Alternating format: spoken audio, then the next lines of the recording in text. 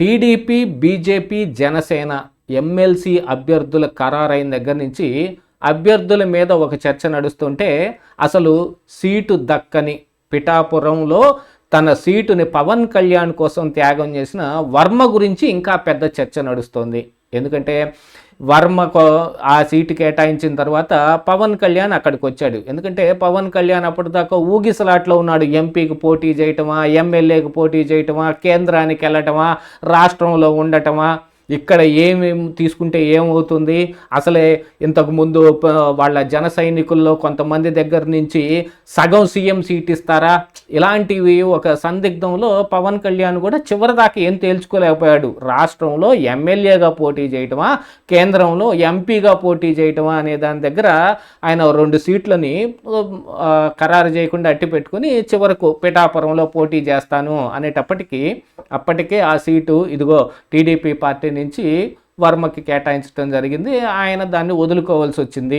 దానికి ప్రతిగా ఆ రోజు చంద్రబాబు నాయుడు గారే స్వయంగా వర్మకి ఇచ్చిన హామీ ఏమిటాయంటే ఆ తరువాత నెక్స్ట్ రాబోయే ఎమ్మెల్సీ ఎన్నికల్లో ఖచ్చితంగా మీకు ఎమ్మెల్సీ ఇస్తాం, ఆ తరువాత మంత్రి పదవి కూడా ఇస్తారు అని యాడ్ చేశారా, లేకపోతే దాన్ని మరి ఆయనే చెప్పాడా, దానిట్లో మాత్రం సందిగ్ధం ఉన్నప్పటికీ ఎమ్మెల్సీ ఇయటం అయితే ఖరారు అన్నట్టుగా పరిస్థితి ఉంది. కానీ ఈ రోజున వచ్చిన ఎమ్మెల్సీల్లో గ్రాడ్యుయేట్ ఎమ్మెల్సీలు అంటే కృష్ణా, గుంటూరు దీనికి ఒక గ్రాడ్యుయేట్ ఎమ్మెల్సీ, ఉభయ గోదావరి జిల్లాలో ఒక గ్రాడ్యుయేట్ ఎమ్మెల్సీ, ఉత్తరాంధ్రలో టీచర్స్ ఎమ్మెల్సీ, అది అయిపోతే ఇప్పుడు ఎమ్మెల్యేల చేత ఎంపిక కాబడే ఈ ఎమ్మెల్సీలు ఒక 5 ఖాళీ అవటంతో ఇక గేమ్ ప్లాన్ మొత్తం స్టార్ట్ అయిపోయింది. అందులో వర్మకి టికెట్ దక్కలేదు. యాక్చువల్గా వర్మ కూడా గట్టిగా ఆశించాడు ఆ టికెట్, ఆ విషయం అందరికీ తెలిసిందే.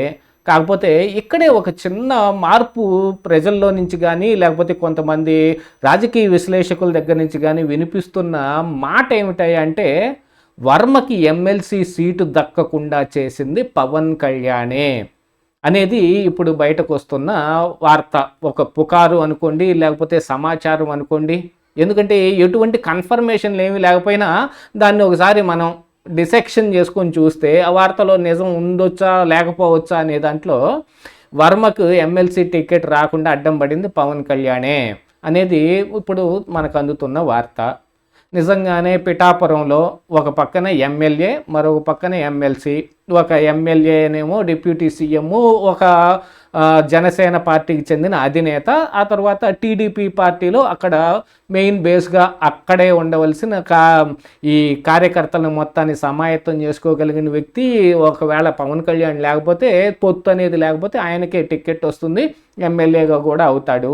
అలాంటి వ్యక్తి వీళ్ళిద్దరి మధ్య ఒక ఆధిపత్య పోరు నడుస్తోంది. డైరెక్ట్గా పవన్ కళ్యాణ్ ఇన్వాల్వ్ కాకపోయినప్పటికీ పవర్ను మొత్తాన్ని జన సైనికులు, వాళ్ళ కార్యకర్తలు వాళ్ళు అక్కడ బేసు చేసుకోవటానికి, ఇక పిఠాపురం పవన్ కళ్యాణ్ అడ్డా అని అనిపించుకోవటానికి వాళ్ళు ప్రయత్నాలు చేస్తూ ఉన్నారు. దానికోసం గాను సెకండ్ పవర్ బేస్ లేకుండా చేస్తే ఇప్పుడు టీడీపీ కార్యకర్తలకు కావాల్సిన పనులన్నీ జరగచ్చు, కానీ నాయకత్వ లోపానికి ఇప్పుడు పవన్ కళ్యాణ్ అక్కడ ఒక చిన్న ప్లాన్ చేసి పెట్టున్నాడు. దాంట్లో ఇక పవన్ కళ్యాణ్ ఆ సీటును కన్ఫామ్ చేసుకోవటానికి ఇప్పుడు కుప్పం ఉంది, అది చంద్రబాబు నాయుడు గారికి కన్ఫామ్, ఇక పులివెందులు ఉంది, ఇదిగో జగన్మోహన్ రెడ్డి గారికి కన్ఫామ్ అనేటట్టుగా ఇక్కడ ఈ పిఠాపురం ఉంది, పవన్ కళ్యాణ్ గారికి కన్ఫామ్ అని అనిపించాలి అనే దానికోసం అక్కడ ఆయన ఇప్పటి నుంచే మెయిన్ బేస్లన్నీ వేసుకుంటూ విపరీతమైన కృషి చేస్తూ ఉన్నాడు. దానికి గాను పక్క పార్టీ అయినా మిత్ర పార్టీ అయినా అందులో ఉన్న వాళ్ళని డీఫేమ్ చేసి వాళ్ళని తొక్కేస్తేనే కదా మరి ఇప్పుడు పవన్ కళ్యాణ్ ఇది పవన్ కళ్యాణ్ అడ్డా అని చెప్పుకోవటానికి వీలుండేది. అలా కాకుండా ఈ వర్మ లాంటి వాళ్ళని ఎదిగే ఛాన్స్ ఇస్తేను, ఆల్రెడీ వర్మకి ఈ జన సైనికులకి జరుగుతున్న ఒక ఇంటర్నల్గా జరుగుతున్న అనేది ఒకటి అప్పుడప్పుడు వార్తల రూపంలో బయటకు వస్తూనే ఉంది.